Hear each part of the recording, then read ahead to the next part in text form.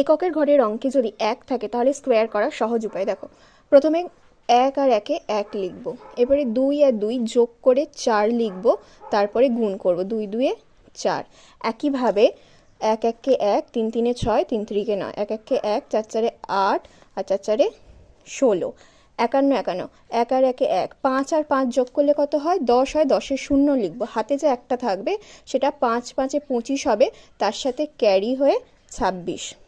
1 আর 1-এ 1, 6 আর 6 যোগ করলে 12 হয়, 12-র 2, তাহলে হাতে থাকলো 1। এবার 6 6 36 আর 1-এ 37।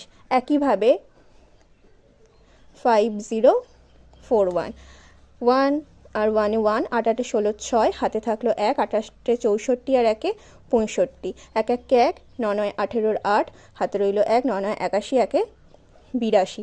পরেরটা হবে 1 0 2 0 1।